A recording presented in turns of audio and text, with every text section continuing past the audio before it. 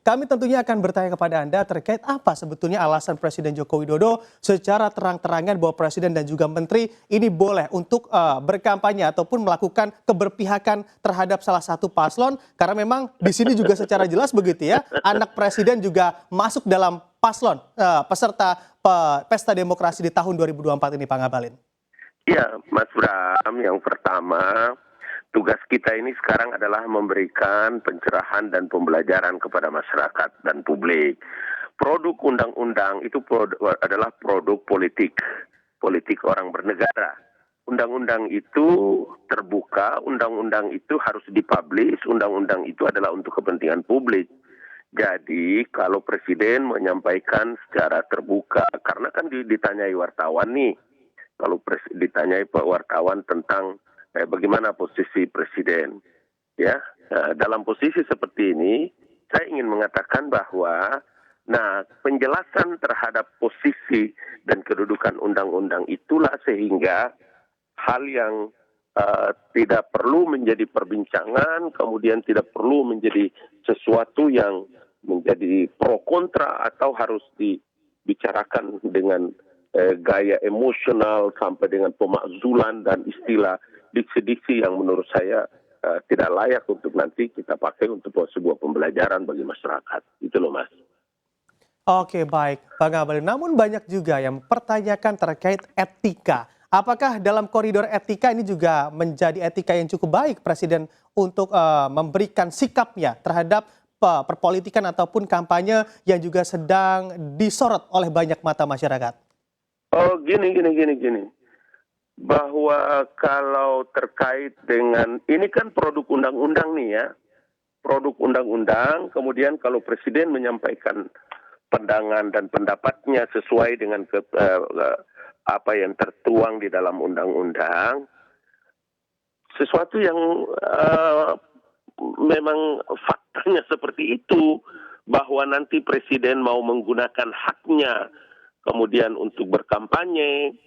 Karena kan Presiden dalam hal ini adalah seorang Joko Widodo, warga negara pilihan yang punya hak dan kedudukan yang sama dengan warga negara yang lain kan, berhak dipilih dan berhak memilih.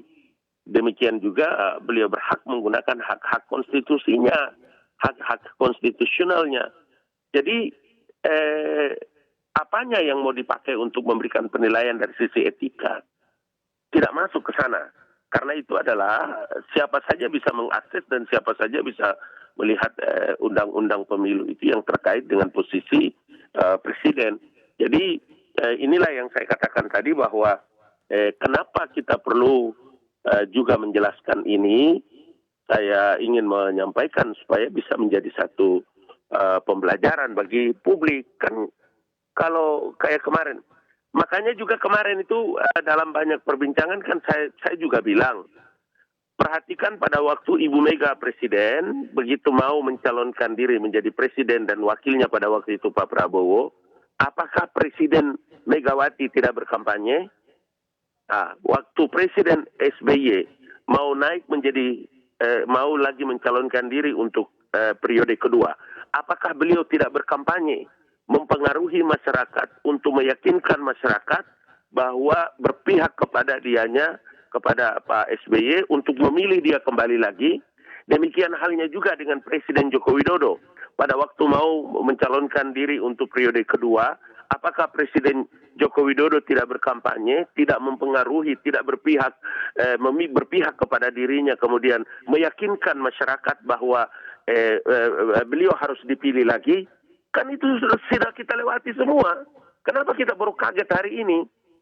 Nah, persoalannya sekarang, kalau nanti Presiden Joko Widodo menggunakan hak-haknya untuk memilih, berkampanye, atau berpihak, ini tidak berpihak pada dirinya, tapi berpihak pada calon presiden yang beliau yakini bisa meneruskan, melanjutkan program-programnya, itu lain lagi nanti. Tapi kan itu sudah kita lewati, sudah terjadi. Bukan baru sehari, 2 hari kita bincangkan ini perkara. Bahkan prakteknya sudah kita jalankan. Undang-undangnya kemarin itu. Seperti itu. Oke, baik. dan juga begitu ditegaskan kembali bahwa memang tidak apa-apa Presiden memihak dan juga berkampanye asal tidak menggunakan fasilitas negara. Lalu bagaimana Pak Ngabalin memastikan Presiden tidak menggunakan fasilitas negara tentunya saat memihak paslon tertentu?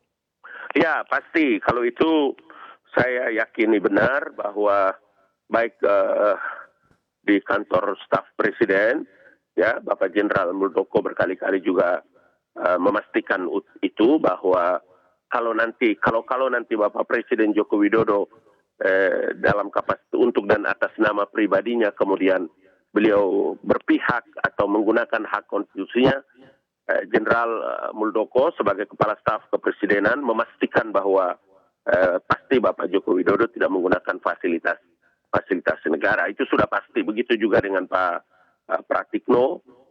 Jadi kecuali memang yang diatur dalam undang-undang terkait dengan pengamanan ya terkait dengan diri Pak Presiden Joko Widodo. Jadi kalau itu nggak khawatir. Gitu. Oke, baik. Lalu siapa yang bisa mengawasi terkait penggunaan fasilitas negara ini Pak Ngabalin?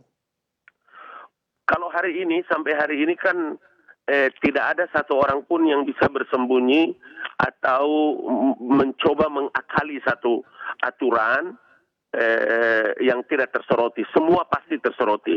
Jadi ada kita punya Bawaslu, ya kan, kita badan pengawas, kemudian ada kita punya semua baik lembaga-lembaga NGO dan lain-lain. Dan saya juga ingin memastikan bahwa dalam hal penggunaan fasilitas negara, insya Allah baik di Sekretariat Negara maupun di kantor staf Presiden Joko Widodo, kantor staf Presiden yang dalam hal ini adalah Bapak Jenderal TNI Purnawirawan Dr. Muldoko, sudah clear.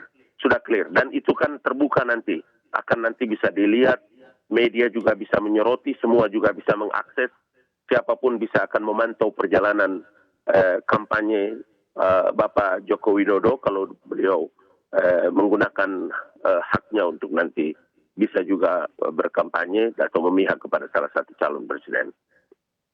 Oke, baik. Pak Ngabalin, kita saksikan bersama begitu ya, yang mana saat ini pejabat publik, menteri-menteri juga memiliki sikap dalam berpolitik. Lalu bagaimana juga Istana memastikan di Pesta Demokrasi 2024 ini juga bisa tercermin dan juga tercipta ademnya masa pemilu di tahun ini? Ya, ini sangat tergantung pada dua hal. Hal yang pertama, kalau kita percaya bahwa KPU itu adalah lembaga independen, adalah lembaga negara, adalah lembaga penyelenggara pemilihan umum dengan seluruh perangkatnya dari pusat sampai dengan daerah.